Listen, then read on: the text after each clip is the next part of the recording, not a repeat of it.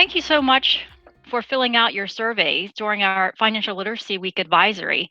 And today is our last day of our Financial Literacy Week advisory. And what we wanted to do was to take some of your questions that you had asked in the survey and put it towards our business experts. So we're here today with our business experts who are going to answer those questions for you.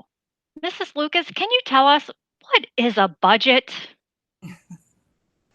So you're driving on a trip to see Old Faithful. Maybe you'll stop at Mount Rushmore on the way. Think about it.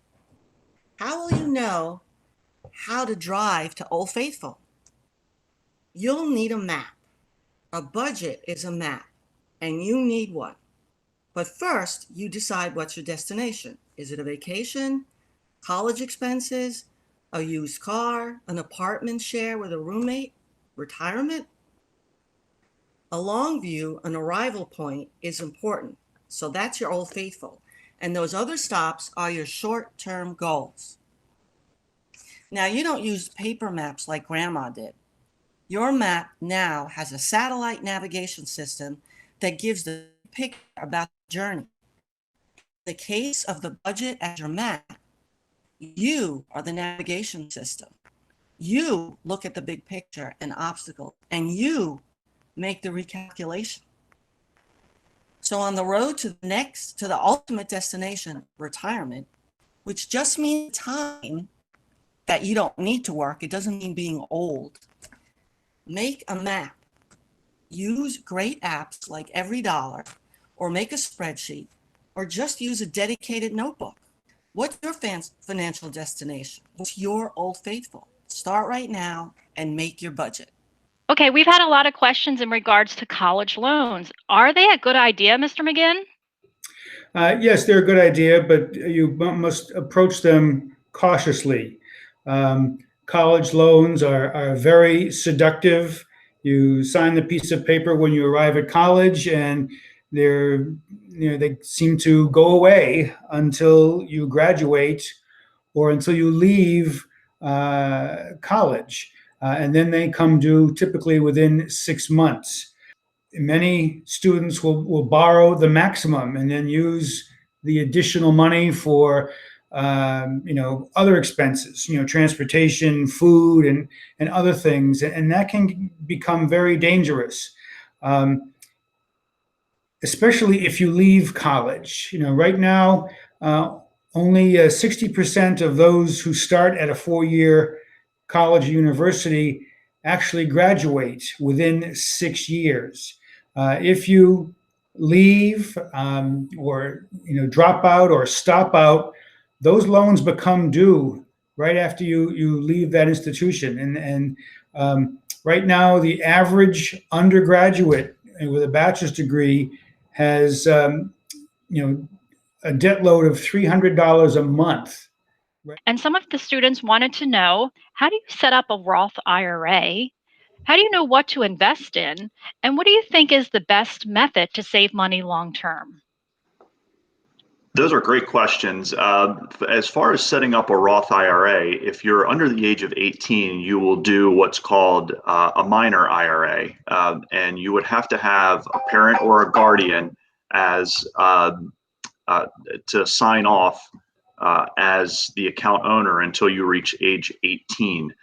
This can be done through a lot of the online providers, and that's really the most convenient way, whether that be Fidelity, Charles Schwab, E-Trade, Ameritrade. There are a lot of different options.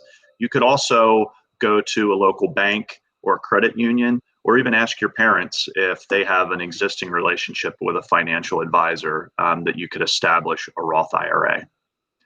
As far as investing, fortunately in 2021, there are a lot of resources online that you can utilize to educate yourself.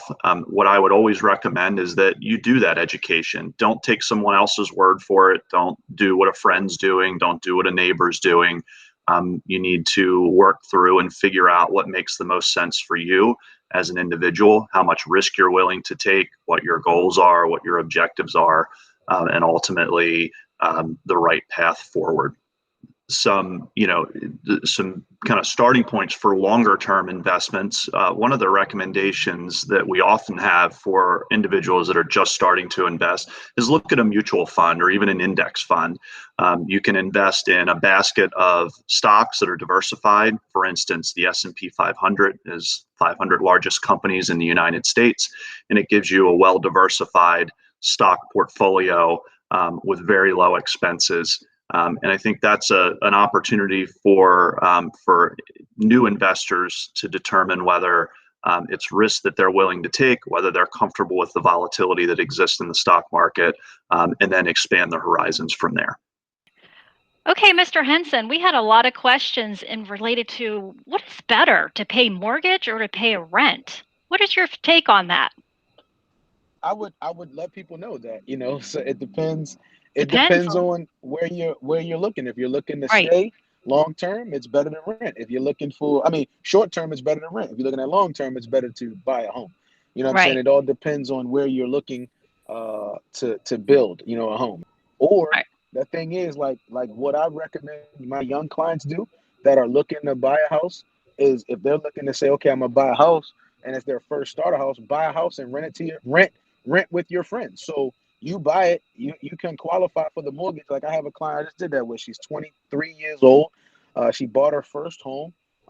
She has investments and everything in place. And I said, well, take that. You can afford the mortgage on your own, but rent those other 2 rooms to friends. And so, what I'm saying, they're gonna pay the mortgage anyway, and you take that money and invest it. So it's just stuff like that where even in that, let's say they help out for a year or 2 years, still the same exact thing, still giving that feel. But if somebody can qualify for the mortgage, yeah, buy a house. They're going to be long term, and there's multiple ways of doing that. But don't bite off more than you can chew, and things of that nature. So it's basically home ownership. When you look at home ownership, it's really about is it something that you're looking at as an asset? That's really what it is. Okay, so what is a good savings technique? My favorite savings technique is the auto save, where you can set up auto deductions from a bank account to go directly into a savings account, an investment account, and requires no thought whatsoever. It helps to instill discipline, and it will help you achieve your longer term goals. Just the simple, if we look at a retirement scenario, simply putting $25 a month into an investment account, the S&P 500 in this example, over a 30-year period can yield nearly $45,000 in investments in 30 years. That's a $9,000 investment growing to $45,000 in 30 years. So imagine a $50 investment, a $100 investment, and what the compound effect of that could be. We have had a lot of interest on taxes. Like, how do I follow them? How do I do them? How much am I supposed to pay? Do I pay taxes in college? Let's present that to the experts and hear what they have to say. Yeah, if you're an employee and you earn what we would call W-2 earnings, you will get at the end of the year you'll get a W-2, which summarizes your income, taxes withheld throughout the course of the year. An alternative to that would be if you are a independent contractor, which could be if you're an Uber driver or if you work for a family business. Your income would be reported on a 1099 and you would be considered self-employed. 1099s come in a lot of different shapes and sizes. So you could get a 1099 for investment income, you could get a 1099 for retirement income, or a 1099 from working income. So the forms are extremely important and they're utilized, they're reported to the IRS, and they are reported by you on your tax return as a confirmation.